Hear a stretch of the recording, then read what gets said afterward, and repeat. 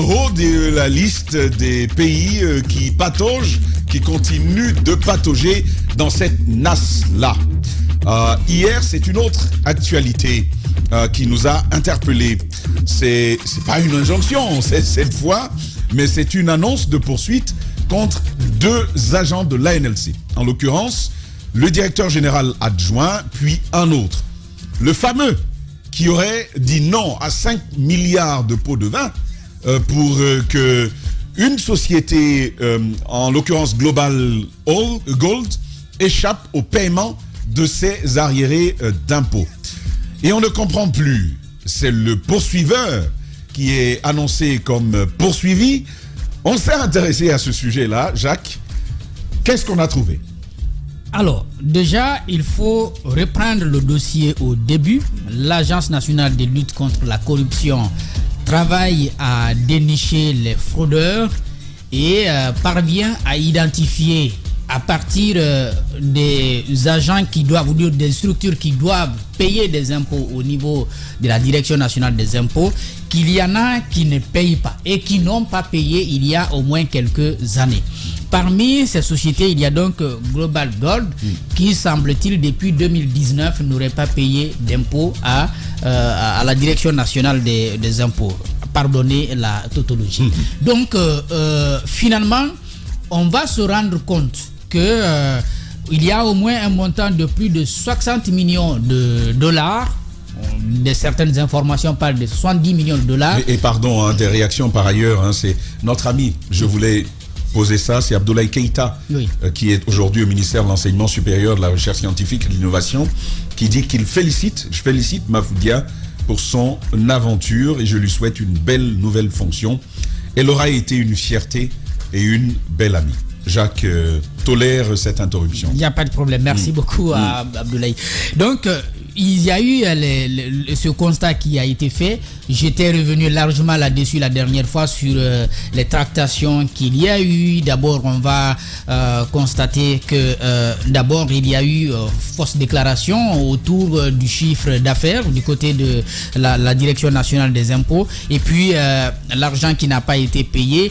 Les agents de l'ANLC qui sont allés demander des comptes à la société ont finalement eu des propositions selon des informations de 5 milliards pour leur demander de lâcher l'affaire et ils n'ont pas lâché l'affaire. Finalement, on va porter l'affaire à 2 niveaux. D'abord, du côté de la CRIEF pour corruption et du côté du tribunal de première instance de Mafanko pour beaucoup d'autres charges qu'on retenait contre la société.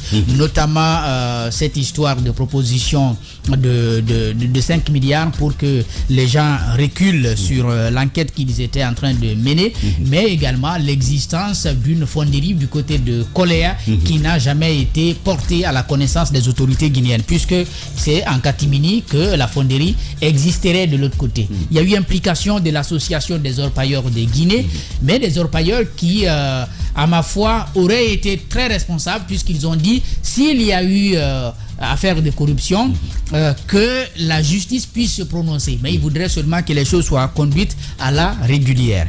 Sauf que, par étonnement, on se rend compte que finalement, on ne croit pas trop du côté de la justice au travail que fait l'ANLC. On a donc mis en avant à travers cette lettre qui annonce des poursuites qui est apparue sur les réseaux sociaux que le directeur général adjoint de l'ANLC et un chef de division qui est au centre de toute cette histoire aurait reçu 2 milliards. Ce que nous avons comme information. Et avec éléments de preuve à l'appui, c'est que les 2 milliards dont on parle ont été payés pourquoi? Parce que la société conteste les 70 millions de dollars qu'elle devrait, n'est-ce pas, à l'État.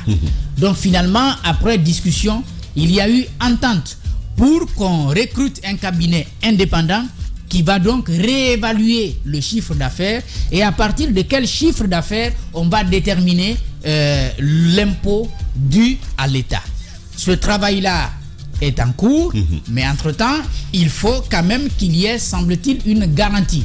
Et pour cette garantie, parce que la société ne dit pas « je ne dois rien », mais la société dit « je ne dois pas tout ce montant qu'on me reproche ». Mais quand même, on demande à la société de payer d'abord quand même un peu. La société va donc payer 2 milliards. Et les 2 milliards ont été effectivement versés, donc payés, versés dans un compte à la Banque centrale de la République de Guinée. Je parle donc sur la foi d'éléments de preuve dont nous disposons. Donc ce montant a donc été payé à ce niveau. Mais il va y avoir mieux. Parce que la note qui a été publiée hier sur les réseaux sociaux a été faite, semble-t-il, depuis le 15 février. Et il faut préciser que c'est sur le compte du receveur spécial des impôts, justement, à la BCRG, donc l'agence de Kaloum, l'agence, j'imagine, donc qui va recevoir ce montant de 2 milliards. Qui va recevoir ce montant de 2 milliards. Donc il va y avoir mieux parce que la note qui a été publiée hier sur les réseaux sociaux a été prise le 15 février. En effet. Entre-temps, il va y avoir des discussions entre le parquet général et l'ANLC. Il va y avoir compréhension. De part et d'autre, on se comprend finalement sur ce qui a été fait, semble-t-il. Mais on ne comprend pas, à la date du 22 février, qu'on voit sur la toile une note qui dit, qui maintient toujours cette annonce de poursuite. Ce matin, j'ai tenté, en tout cas, de joindre le parquet, d'abord le procureur général et les 2 avocats généraux. Le numéro de celui qui a signé donc l'annonce, donc l'avocat général, monsieur Mohamed Lamine Diallo, ne passe pas. Le numéro de l'autre avocat, Diambora, passe, mais il n'a pas décroché. Mais j'ai pu avoir le procureur général qui a promis de me rappeler dans 10 minutes. 10 minutes plus tard. 10 minutes plus tard. Mais c'est jamais arrivé. 10 minutes plus tard, il ne l'a pas fait. Je l'ai rappelé pour que je sache ce qui s'est passé. Il n'a pas décroché. J'ai envie de dire quelque chose ce matin. On est en train de lutter contre la corruption. Je veux qu'on rassure. Bon, le procureur qui me rappelle maintenant. Finalement, Daouda peut. Je vais donner à Daouda pour qu'il puisse répondre. Pour qu'il puisse répondre, pour qu'on comprenne ce qui s'est passé. Oui. Si la note là est sortie, comment c'est sorti? Mais Jacques, on va aller mollo. Oui. On commence on va au début. Oui. Une note sort et la note annonce des poursuites. Oui. Ensuite, vous nous annoncez qu'il y a eu échange, il y a eu discussion autour de cette note. Oui. Et que après, il se serait compris. Mais première chose, compris sur quoi finalement? D'après les informations que j'ai, le parquet général a fini par comprendre que l'argent n'a pas été versé dans un compte d'un des agents mis en cause.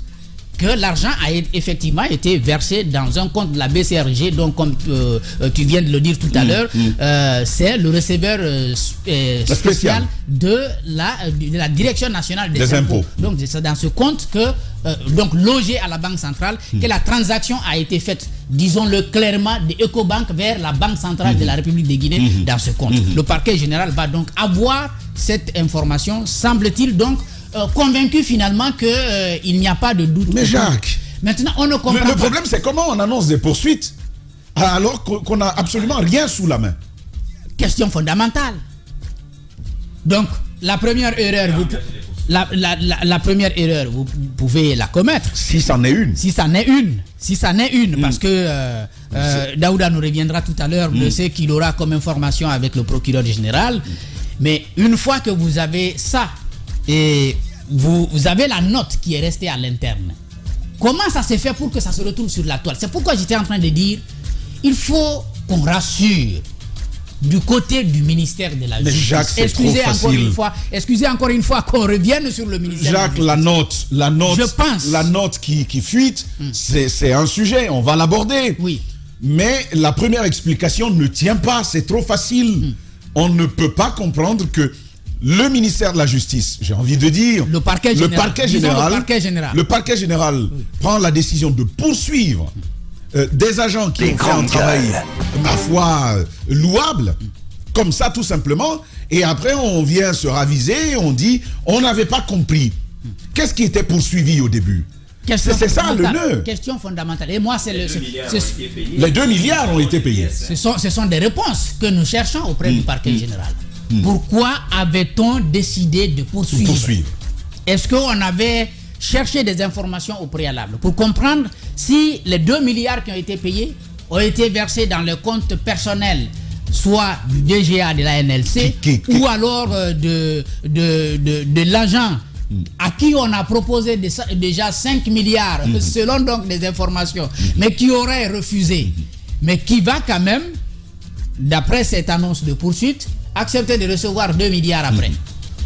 Parce que moi, c'est ça aussi, je ne comprends pas. Parce qu'on dit que le monsieur, on lui a proposé 5 milliards pour qu'il arrête. Il a refusé d'arrêter. Mais on va quand même lui proposer 2 milliards après. Qu'il viendrait accepter. Qu'il viendrait accepter. Ça n'a pas de sens. Donc ça, c'est une information à devoir déchiffrer pour comprendre clairement. Les grandes gueules. Peut-être qu'on parle d'un enfant qui ne connaît pas la différence entre 5 et 2. Oui, vous vous rappelez, il y avait des billets comme ça en Guinée à un moment donné. En réalité, la valeur est plus importante que la taille. La dimension. Le billet qui avait la plus petite valeur était plus gros. Et puis l'autre, à la plus grande valeur, le billet était plus petit. Jusqu'à récemment. Par exemple, 20 000 et 10 000. Et quand tu le tendais à un enfant, il allait vers le gros billet. Et toi, tu étais heureux de garder. C'est pas possible. Peut-être qu'il prenne ce monsieur-là. Que cet agent est comme ça. Tu refais 5 milliards et puis on vient te proposer 2 milliards. Oui, l'autre question, Jacques. L'autre question donc que je me pose, parce que j'étais en train de dire, il faut qu'on rassure un peu du côté du parquet. Cette habitude, depuis le début de cette transition, à publier tout sur les réseaux sociaux, je crois, risque de compromettre dangereusement le travail qui, à ma foi, peut être en train d'être mené sereinement. Je crois qu'il faut faire très attention. Parce qu'une fois que vous avez envoyé, c'est parti. Et nous avons quelqu'un du Sérail qui nous écrit maintenant en live et qui dit que le procureur général dit qu'il ne sait pas qui a fait fuiter le document et qu'ils vont rectifier ça. Mais il faut le faire, mais en même temps, je crois que c'est très grave. Il y a un peu trop de fuites au niveau de la justice ces derniers mois.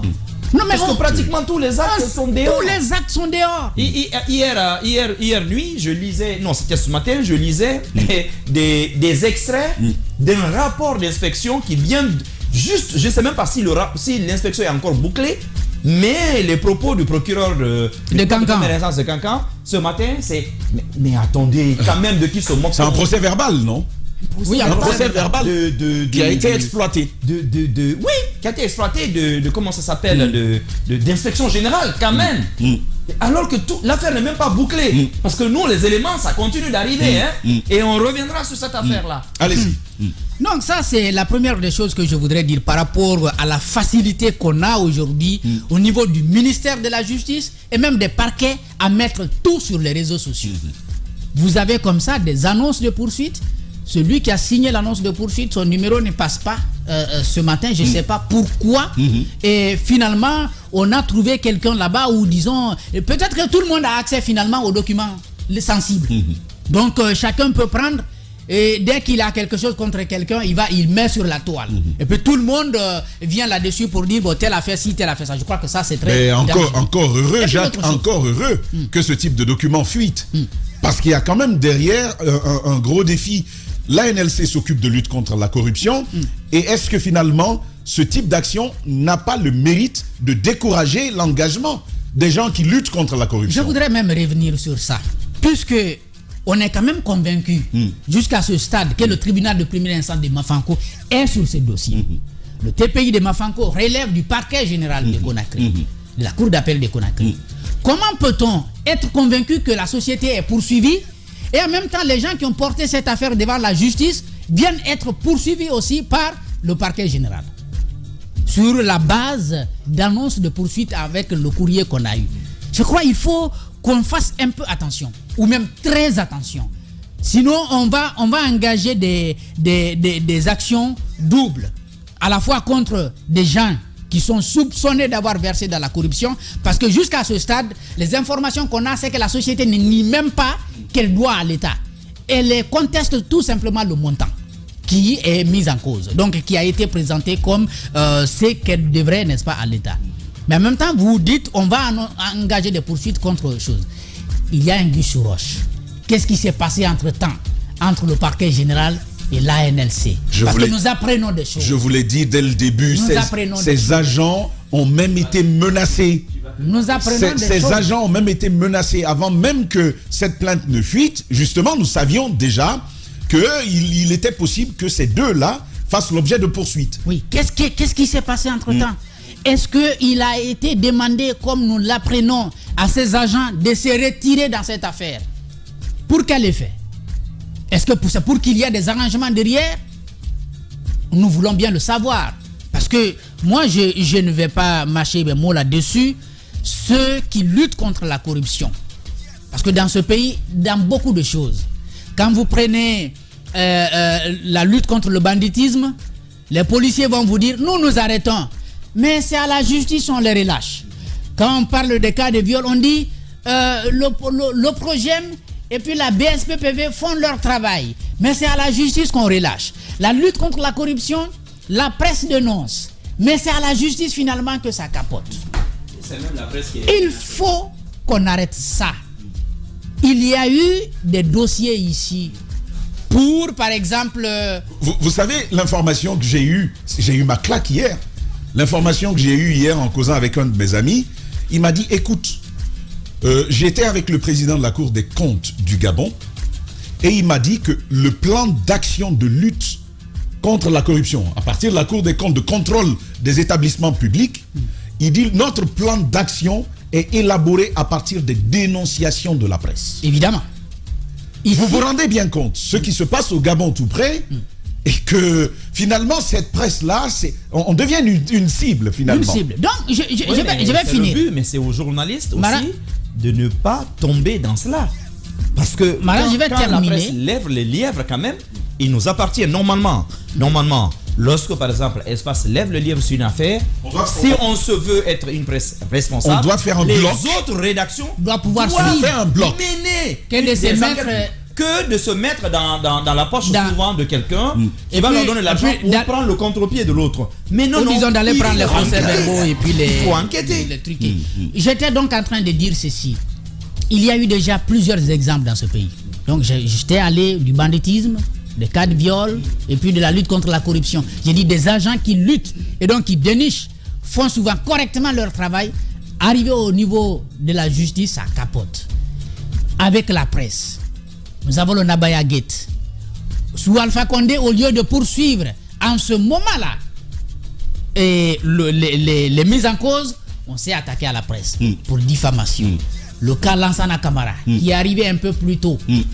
Au lieu de poursuivre ou de poser des questions au ministère des Affaires étrangères et donc au ministre d'alors, de le questionner sur la surfacturation des bons de carburant, c'est lui qui a été poursuivi pour diffamation. Je ne vais pas citer notre cas ce matin, mais j'ai juste envie de dire, il faut que le ministère de la Justice rassure. S'il ne rassure pas, il va décourager la lutte contre la corruption. Il faut qu'il rassure. S'il ne rassure pas, c'est simple qu'il arrête de poursuivre. De par cette démarche, c'est aussi rassure. Simple. Il ne faut pas qu'il marche par tâtonnement, qu'on choisit, qu'on sélectionne qui poursuivre et qui n'est pas poursuivre. Même si vous êtes convaincu qu'il y a des soupçons, que vous ne fassiez pas l'effort d'aller jusqu'au bout. Je pense que ça, c'est quelque chose d'important. Même dans notre cas, il y a aujourd'hui un effort à faire. Ça, c'est pas pour nous. Mais c'est pour l'opinion.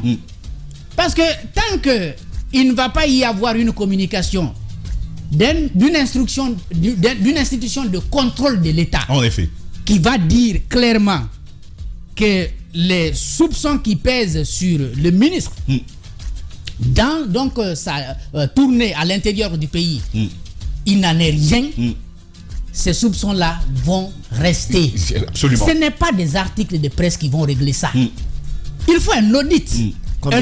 Combien de Guinéens lisent d'ailleurs ces articles? C'est pas un article de presse qui va régler ça. C'est un audit qu'il faut faire. Pour dire, le ministre a été à l'intérieur sur la base, avec tel nombre de comment on appelle ça, de personnes qui avaient des rôles précis, qui avaient des missions précises. Voici le budget qui a été adopté et accepté pour ça. Voici comment le budget a été exécuté. Et je pense que ce serait même bien pour l'image du ministre à lui-même. L'image du ministre. La préservation de l'image du département. Pour encourager, encourager en tout cas les instruments de contrôle, non, pas même les instruments de contrôle, mais pour encourager, pour convaincre, n'est-ce pas, l'opinion à adhérer davantage à la lutte contre la corruption. C'est un effort à faire aujourd'hui. En effet. C'est pas une question d'article de presse. En effet. C'est un effort à faire pour rassurer qu'on est vraiment en train de lutter contre la corruption. Parce que moi, je ne comprends pas à ce stade comment on peut laisser. On n'est même pas encore rassuré que Global Gold va payer l'argent qu'elle doit à l'État. On va s'en prendre à À ceux qui l'ANLC. luttent.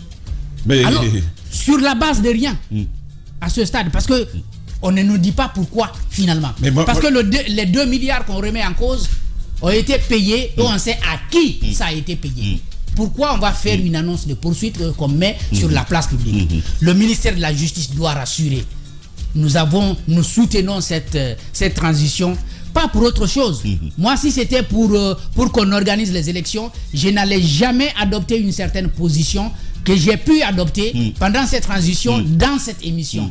C'est parce qu'on nous a dit qu'on va lutter contre la corruption et on a vu les premiers gestes du colonel il y avait des prémices. et de son gouvernement. Il y avait des prémices. Ces gestes-là doivent être encouragés par le ministère de la Justice. En effet. À travers ces parquets. Les grandes gueules. Il faut pas aller par tâtonnement. Il faut pas décourager. Il faut pas montrer des sentiments de fébrilité. Il faut pas montrer qu'il y a quelque chose qui n'est pas clair dans ce qu'on est en train de faire. Il faut que les choses soient claires. Vous savez, clarifier les choses. vous savez, Qu'est-ce qui se passe? Jacques, vous savez ce qui me rend triste avec cette histoire, ce monsieur qui a dit non à 5 milliards, je pense que depuis hier, Il est en train de se poser des questions. On se moque mais déjà pourquoi? de lui. Non, c'est pas qu'à son niveau.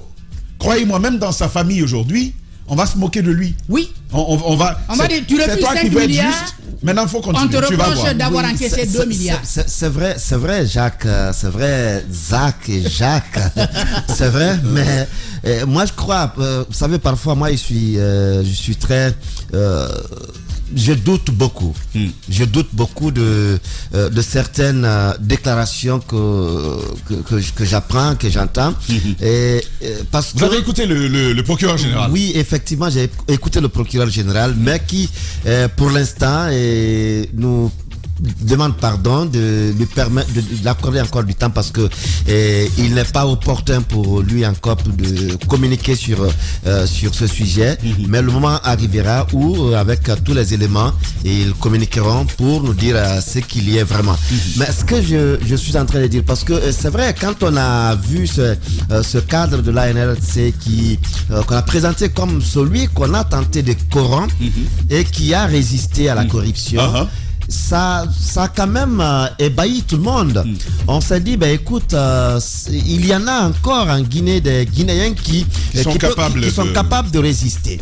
Mais je suis toujours resté sur ma faim, je suis toujours resté... Tu ne crois pas? Je ne crois pas fondamentalement pour l'instant. D'accord. Je doute encore. Tu doutes ou est-ce que tu as des éléments pour douter? Je doute encore et je peux bien avoir des éléments de doute. Daouda, ma question est simple. C'est pas si tu peux avoir des éléments. Est-ce que tu as des éléments qui t'amènent à douter? Tamba, vous savez, nous ne faisons que commencer cette série en tout cas concernant ce dossier de tentative de corruption d'un agent ou pas. Public. Et lorsqu'on ira plus en profondeur, parce que ce n'est que la deuxième fois on en parle dans cette émission, peut-être la troisième fois, la quatrième fois, on aura d'autres nouveaux éléments.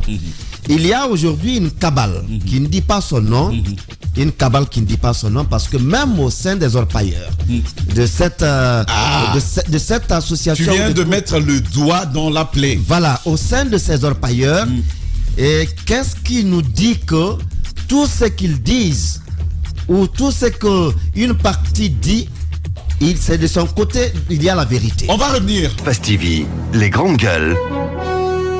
Le top des GG.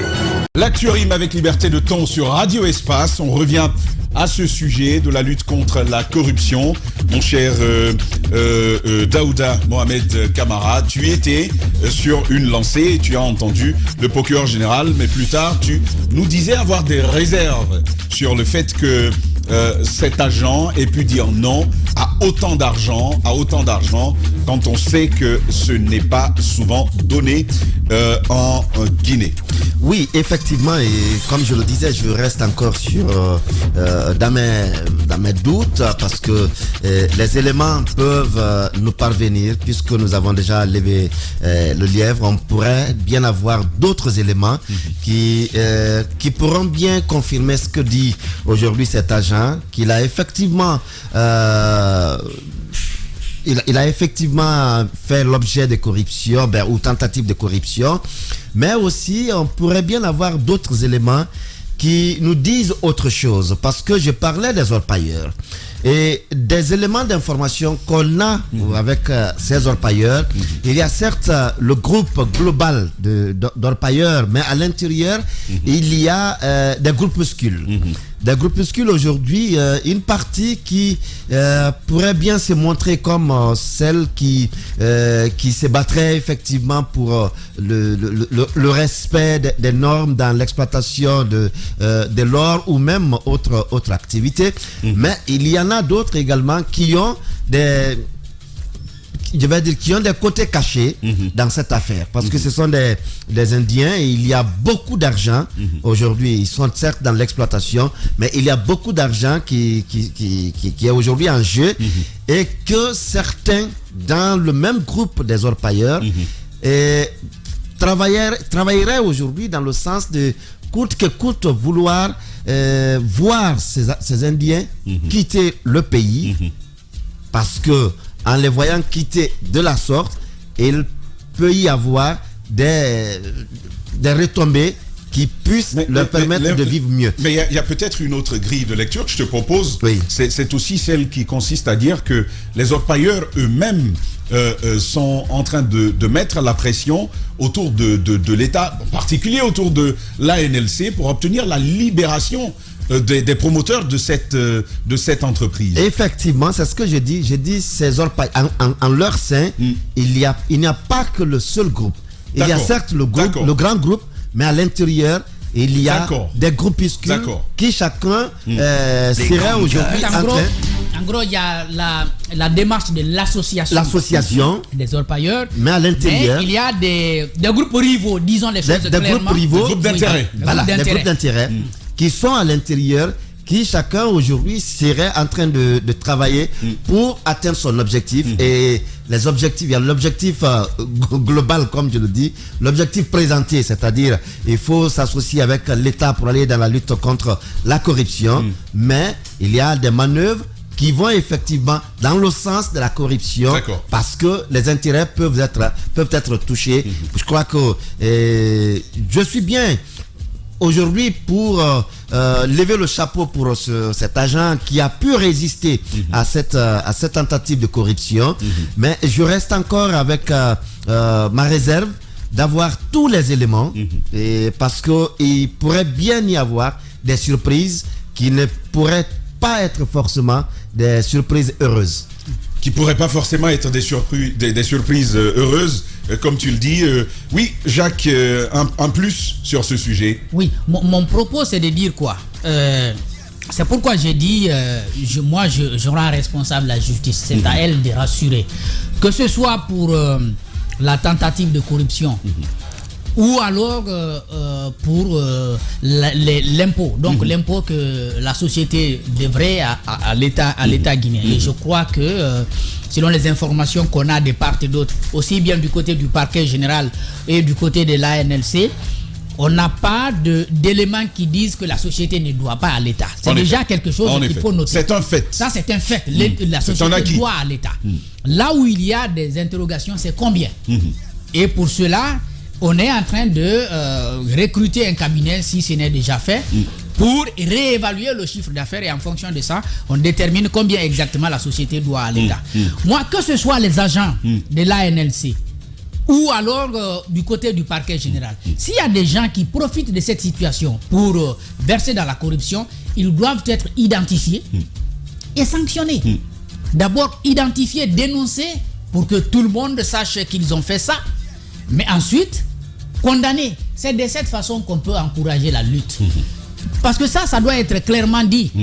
On n'est pas en train de dire que oui, peut-être les agents de l'ANLC sont totalement blancs, non. Mais c'est au ministère de la Justice, donc à travers ces instruments. Mais donc, ce tâtonnement le tâtonnement, n'est pas c'est bon. le tâtonnement qui ne rassure Il pas. n'est pas bon. Parce qu'une fois que vous dites, nous sommes en train d'enquêter, nous reviendrons avec des éléments. Pourquoi ne pas d'abord faire ce travail avant de faire une annonce de poursuite? Parce que si vous n'avez pas tous les éléments à votre niveau, vous ne devez pas dire que vous poursuivez quelqu'un. C'est lorsque vous avez tous les éléments de doute, aussi bien sur la base des témoignages, mais surtout sur la base d'éléments de preuve. Par exemple, l'argent qu'on aurait versé dans un compte qui ne serait pas le compte de la BCRG, il y a donc un document qui le prouve, vous le présentez, vous dites, sur la base de ce document, nous estimons que c'est du détournement des deniers publics. Parce que l'argent doit aller dans le compte de la Direction nationale des impôts, donc logé à la Banque centrale de la République de Guinée. Pour l'instant, le seul élément que nous avons et que nous considérons comme être l'élément clé de cette histoire, c'est bien sûr la facture de paiement, donc de la transaction de Ecobank au compte du receveur spécial de la banque de la Direction nationale des impôts logé donc à la Banque centrale. S'il y a un autre élément contraire qui existe, il revient donc au parquet général qui est à l'origine de cette lettre qui annonce des poursuites, de le brandir, ou tout au moins, même si nous on ne le brandit pas, mais qu'on puisse le présenter devant des instituts, des juridictions, pour que cela mette en difficulté l'Agence nationale de lutte contre la corruption. C'est comme ça qu'il faut procéder aujourd'hui. Il faut, encore une fois, je le dis, que le ministère de la Justice, les parquets qui travaillent sur la lutte contre la corruption et beaucoup d'autres dossiers rassurent. Parce que s'ils ne rassurent pas, ils ne pourront pas lutter contre la corruption. Ils ne pourront pas encourager dans la lutte. ce dossier, je voudrais juste placer ça. Dans ce dossier, il y a la question des rationalités, il y a la question des mobiles. Nous le faisons tous les matins. Oui. C'est-à-dire que quand un informateur te donne une information, ce que nous faisons, on se pose d'abord la question de savoir quel est l'intérêt qu'il tire à me donner cette information-là. Ouais. Je pense que ce processus-là a été enclenché par une dénonciation. Mais cette dénonciation procédait de quoi? Oui. Question bien simple.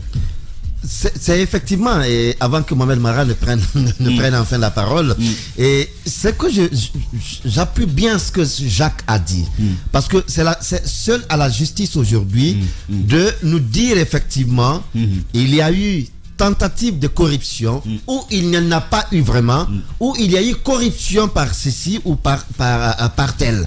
Mais aujourd'hui, qu'on se limite seulement à nous dire, on a des éléments, et ça ne nous rassure pas trop.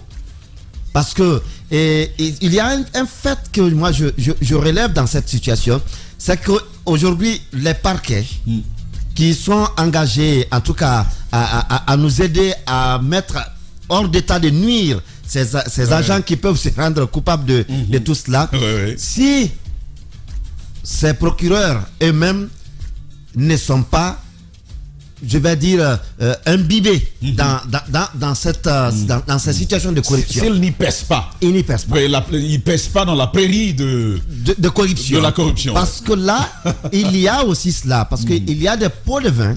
Vous qui avez le dernier mot, et instruire un enquêteur ou un policier ou un procureur, si vous-même vous n'êtes pas, vous ne pouvez pas être à l'abri de la corruption.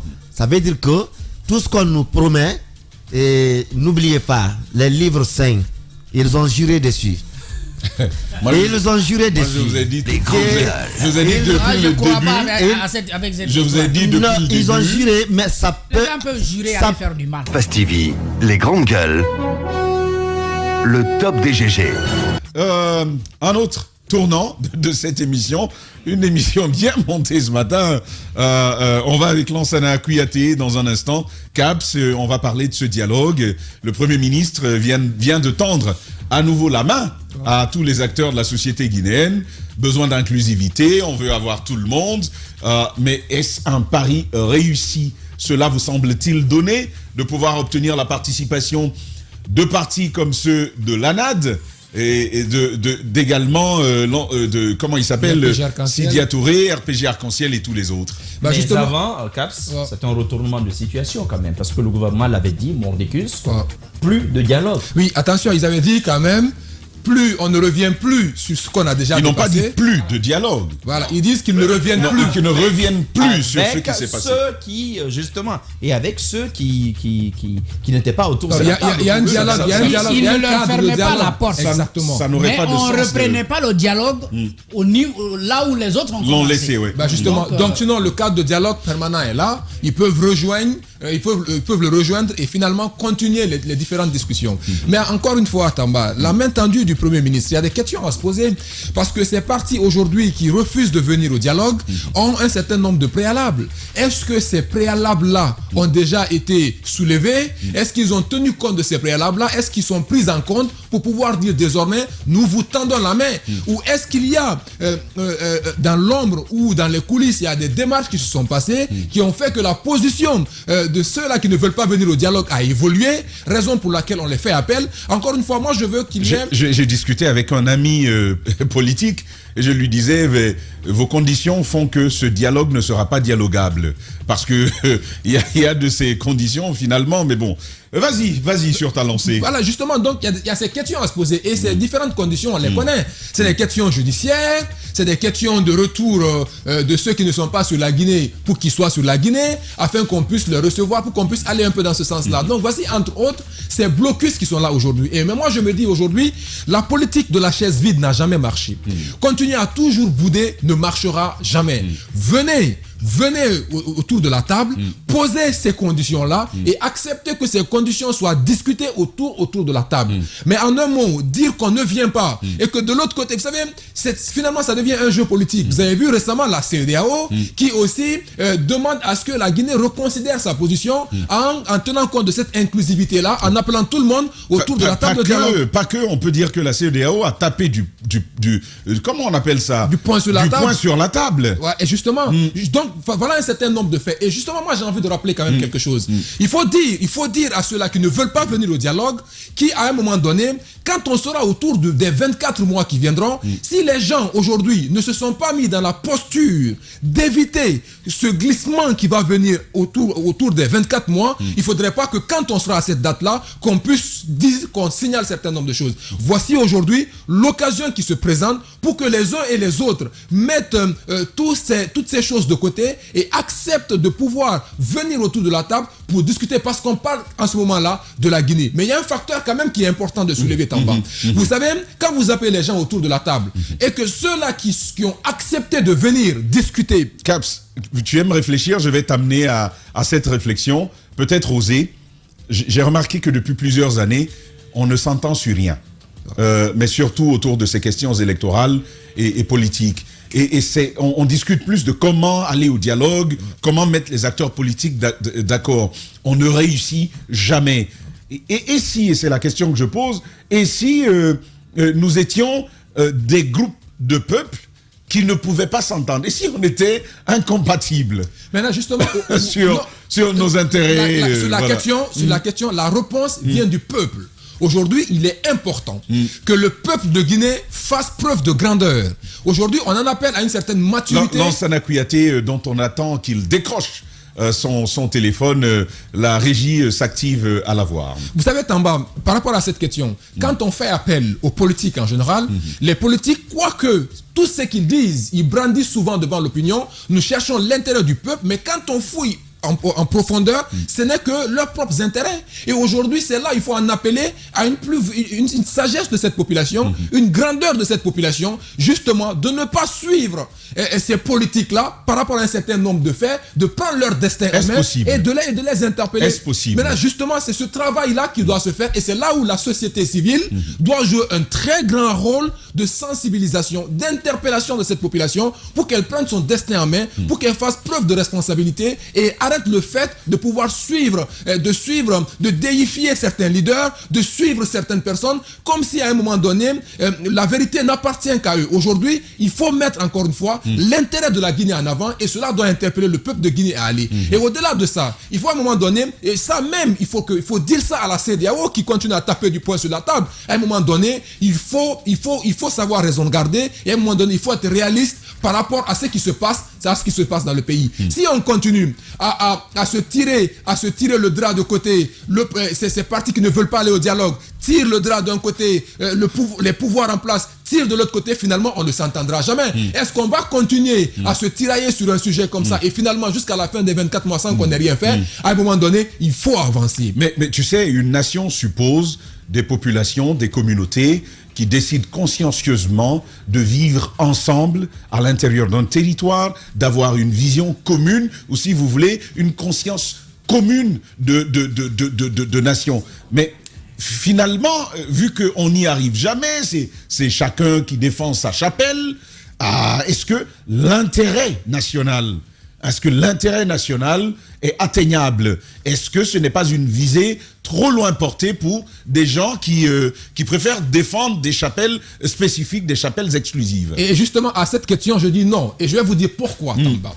Ça s'explique par une seule chose, et une seule d'ailleurs. C'est le fait que ces partis politiques, en général, ont raté depuis. Pourquoi? Parce qu'ils ont raté eux-mêmes leur vocation. Vous savez, Tamba, souvent on dit, quand on parle des partis politiques, on a tendance à restreindre le champ d'activité ou le seul but d'un parti politique au fait qu'il soit installé à Sékou Touré dans ce fauteuil-là. Pendant que la vocation des partis politiques va au-delà de ça. C'est d'abord, si vous voulez, l'éducation civique et politique de cette population à la base. Et vu qu'ils ont raté ça, et vu que cela n'a pas été fait, ça fait qu'aujourd'hui, on a une population, en un mot, perdue par rapport à l'orientation qu'elle veut elle-même, que cette population veut elle-même donner à notre destinée. Et c'est justement aujourd'hui qu'il faut faire un vrai travail. C'est là où j'en appelle encore une fois au travail que doit faire la société civile vis-à-vis de cette population, qui doit à un moment donné dire stop, taper maintenant du poing sur la table pour dire aux politiques, écoutez, vous n'êtes pas les seuls Guinéens, vous n'êtes pas seulement ceux-là qui veulent l'avenir de la Guinée. À un moment donné, ça suffit, ça va, et on prend notre destin en main. Et c'est d'où, encore une fois... Mais tu rêves.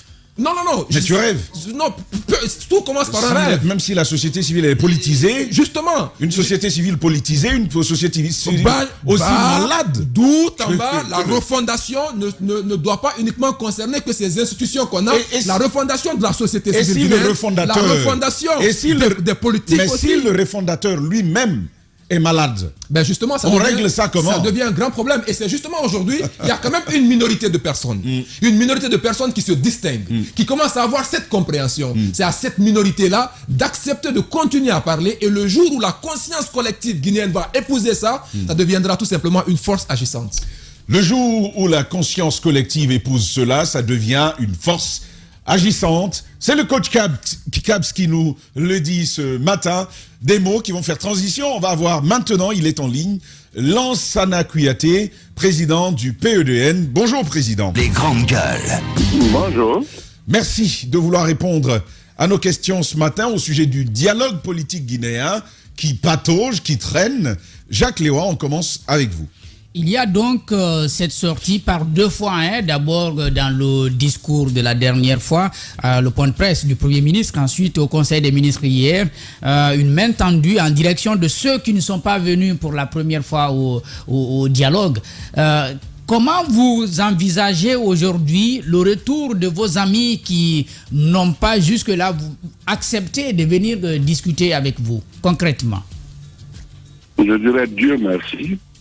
Dieu merci que la main que vous appelez, qui vient de tendre sa main, vous dites ça du Premier ministre, cette main a toujours été tendue en fait. Rappelez-vous, la mémoire est souvent défaillante ou l'histoire est à la mémoire courte. Il y a, dès le début, dès l'entame, on a dit que ce soit un dialogue interguinéen inclusif. Inclusif voulant dire tout le monde. Ceux qui étaient à l'extérieur, pour une raison ou pour une autre, je ne rentre pas dans ça, mais ceux qui étaient à l'extérieur ont dû bouder. Et peut-être ont-ils raison, peut-être ont-ils tort, je n'en sais rien. Mais ils étaient à l'extérieur. Le Premier ministre a lancé l'appel et les facilitatrices qui avaient été désignées ont envoyé, à ma connaissance, au moins 6 fois des lettres pour qu'ils viennent. Et à son séjour à l'extérieur, le Premier ministre en a rencontré même pour leur dire « Venez, on va s'asseoir autour de la table ». Les problèmes contingents qui peuvent faire qu'ils ne viennent pas, ça c'est entre eux et le gouvernement et, n'est-ce pas, les organes d'État qui s'en occupent. Je ne parle pas de ça. Mais une guerre ou un conflit ou une situation de crise ne se résout pas par la crise. Il n'y a pas d'homéopathie là. Il faut simplement, purement et simplement que les gens s'asseyent à la table et discutent. Ce qu'on trouve là de commun, c'est valable pour tout le monde si, en tout cas, on est sincèrement engagé à ce que le pays arrête, n'est-ce pas, ces escarmouches, ces guerres, ces tensions, etc., et qu'on prenne le développement au sérieux, l'État au sérieux, la vie des Guinéens et des Guinéennes au sérieux, et que tout cela soit réglé. Mais cela a été fait, cela a été dit. Et mieux, quand on s'est réunis, le dialogue s'est réuni, il y a eu de place, par exemple, ceux qui ont dit oui, ceux qui ont dit non. Mais quand on s'est réunis au total, ce sont ceux qui se sont réunis qui ont dit que le dialogue doit rester ouvert. Ce n'était pas des débats faciles, mais ils ont dit il faut que ça reste ouvert. Donc le dialogue est resté ouvert. Ça veut dire que la main qui était tendue est toujours tendue. Bon, venir, je ne pense pas qu'on parte, n'est-ce pas, d'un non catégorique, c'est-à-dire tout ce qui a été dit est mauvais, tout ce qui a été dit est bon, c'est pas l'absolu du oui ou l'absolu du non. Il s'agit de venir reprendre la marche où on s'est arrêté. Et là, tous ceux qui voulaient que ce dialogue ait lieu, le dialogue a eu lieu. Tous ceux qui voulaient que ça soit un dialogue continu l'ont obtenu. On a dit, c'est bien formulé. Et le jour même où la signature a été apposée au Palais Mohamed V, ça a été dit et redit une fois. Le dialogue, la main a toujours été tendue. D'accord. Rien de nouveau. D'accord. Ce qui est nouveau, c'est qu'on rafraîchit la mémoire des gens, qu'ils comprennent que le Premier ministre parti à l'extérieur, il a rencontré au moins un d'entre eux. D'accord. Et il a dit qu'il a pris ses initiatives. Ok. C'était toujours dans l'esprit de la main tendue. Alors, le dialogue est resté donc ouvert. La main, effectivement, on a souvent suivi le Premier ministre qui disait qu'il tendait la main à tous les acteurs.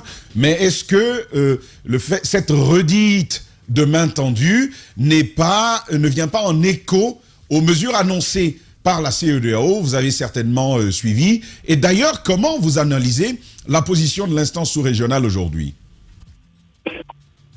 La main tendue n'est pas un écho aux sanctions de la CEDEAO, parce que ça a été dit avant ces sanctions, ça a été dit même avant les discussions sérieuses, avant l'accord commun entre la CEDEAO et le gouvernement. Oui, mais vous convenez que c'est la seule réaction en lien avec le dialogue que le gouvernement ait prise. J'en viens, s'il vous plaît. Pass TV, les grandes gueules, le top des GG. La CEDEAO, comme les acteurs internes, avaient eu le sentiment, et ont eu le sentiment, et y compris moi, que le dialogue terminé, la machine était lente à se mettre en marche. C'est-à-dire que le comité permanent de suivi des accords, qui est l'organe essentiel, n'avait pas été mis en place et ça a pris un certain temps. Pour quelle raison, je ne sais pas. Mais en tout cas, nous avons exprimé les inquiétudes en disant mettez ce comité de suivi en place. Ça échaudé à peur d'eau froide. Il y a eu des accords ici, c'est pas le premier dialogue, il y a eu beaucoup de dialogues, mais c'est resté comme ça. Et après le dialogue, on veut obtenir des effets immédiats pour calmer le jeu. On calme le jeu et après on passe à autre chose totalement contraire à ce que le dialogue dit. Même ces organes, j'ai entendu ici parfois, je me suis déplacé une fois d'Europe ici pour venir signer un accord et plus tard j'ai entendu les masters de ce dialogue dire que non, nous n'avons pas désigné tel, alors que c'était les premiers ministres même qui ont dirigé, eux-mêmes, que le gouvernement a contesté. Donc ça a créé, et tout cela a été dit aux facilitatrices et aux premiers ministres, et je crois que cela les a éclairés sur ce que doit être la rigueur de l'application de ces dialogues. Ça a pris du temps, c'est vrai. On aurait voulu un démarrage immédiat, c'est vrai.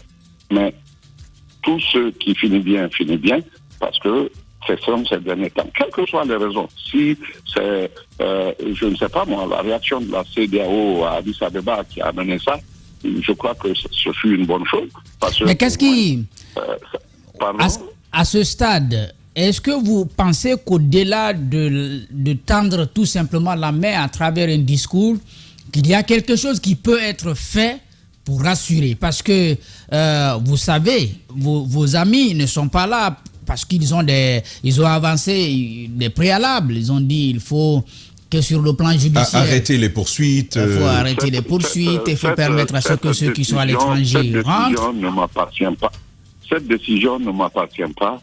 Ça appartient au gouvernement.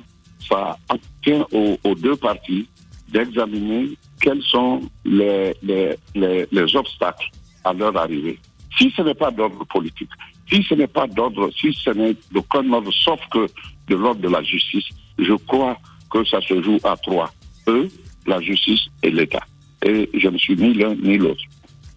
Oui, mais alors, M. Kouyaté, la question essentielle, c'est quelle chance justement à cette main tendue-là, quand aujourd'hui on sait que ceux vers qui la main est tendue, ils ont déjà un préalable. Est-ce que vous pensez aujourd'hui qu'on finira par avoir cette inclusivité-là au niveau du dialogue? Pourquoi dialoguer est-il si difficile en Guinée? Il y a ce qu'on appelle chez les anglo-saxons le bargaining situation. C'est-à-dire quand vous allez vous devez aller à un dialogue ou à un accord, vous mettez la barre haut. Quand vous mettez la barre haut, vous obtenez, n'est-ce pas, l'optimum. Ça, je ne rentre pas dans ce détail, mais toujours est-il que mon souhait le plus ardent, c'est que tout le monde vienne. Vous savez, ce pays a longtemps été pris en otage. On va, n'est-ce pas, d'un extrême toujours à l'autre. Il est temps que tout cela cesse. C'est pourquoi je dis, quand il y a eu la première fois des tirs sur les manifestants, et il faut rendre grâce au moins ne serait-ce que pour ça, au CNRD, il y a eu jugement. 3 des agents sont encore en détention parce qu'il a été prouvé que c'est eux qui ont tiré. Eux, ils sont en prison. Qui en parle ici? Mais c'est quand même une avancée. Que la justice fasse son travail, c'est aussi une avancée. Quel que soit ce qu'on dirait de ce tribunal qui est en train de se passer, mais je crois que même les justiciables, ceux qui sont venus, en tout cas, il y a un d'entre eux qui a dit qu'il a toujours souhaité venir s'expliquer devant le peuple. On n'avait pas cette habitude-là ici. Donc, c'est dire que le maximum du maximum, on ne l'aura pas. Il faut régler ces problèmes là où ça doit être réglé. Ce n'est pas un Kouyaté ou un autre même qui pourra vous dire la justice sera abandonnée, ils n'ont qu'à venir, la justice sera suspendue, ils n'ont qu'à venir. Je n'ai pas cette capacité. Si vous l'aviez, est-ce que vous envisageriez de surseoir à une procédure judiciaire pour donner une chance au dialogue? Il y a eu des cas comme ça dans certains pays. Il y a eu des parenthèses par moment, mais ça a toujours fini par rebondir après. Et pour rassurer, pourquoi finalement certains vont jusqu'à l'extrême. Il y a eu des guerres où les gens sont allés à l'extrême, et ça a fini, n'est-ce pas, par la victoire d'une partie. Et pour terminer, n'est-ce pas, par des jugements qui sont restés, n'est-ce pas, dans l'histoire de l'humanité. Il ne faut pas, on peut mettre tout qu'on a pris dans une bouteille, pour ne pas citer Paris, comme on le dit. D'accord. Il ne faut pas partir de ci, il faut être pragmatique. Le gouvernement doit continuer ses efforts à les persuader. Toute voie qui serait trouvée par ces 3 entités, la justice, les justiciables et l'État moins, parce que honnêtement, s'ils ont confié tout ce qui est justice à la justice, si cela est trouvé, j'espère que la Guinée aura la paix. Or, c'est la paix qu'on cherche. Pour qu'il y ait développement, il faut qu'il y ait paix. C'est aussi simple que ça. Ceux qui pensent... Une question tout de même, il y a eu des... Ceux qui pensent que les acteurs de l'intérieur, qu'ils soient ou Pierre, pensent qu'il est mieux que eux, se trompent. C'est un État qu'il faut gérer. Demain, si tu es quoi que ce soit dans ce pays, pour gérer l'État, on gère l'État en tenant compte des acteurs de l'intérieur et de l'extérieur, des Guinéens même de l'intérieur et de l'extérieur. Si tout le monde participe à ça, c'est pourquoi le mot inclusif était très important. Et je crois qu'on tient par le bon bout, parce que depuis la réunion d'avant-hier, je crois, sous la haute présidence du président de la transition avec le Premier ministre, tout ce qui a été dit, quoique moi je ne considère pas que cela vient de pression de la CEDEAO. C'est une organisation que je connais, elle n'est pas restée sans faute dans cette affaire. Malgré toutes les alertes qui ont été données, Monsieur le Président, les alertes qui ont été données avant la nouvelle constitution, on leur a dit, on a eu combien de réunions avec eux? On a alerté, ça va aboutir à des situations. Mais comme je le dis souvent, prévoir une crise est facile, la prévenir est quasiment impossible parce que les acteurs qui sont concernés disent non, il n'y aura rien, il n'y aura aucune crise. Et voilà qu'elle est là.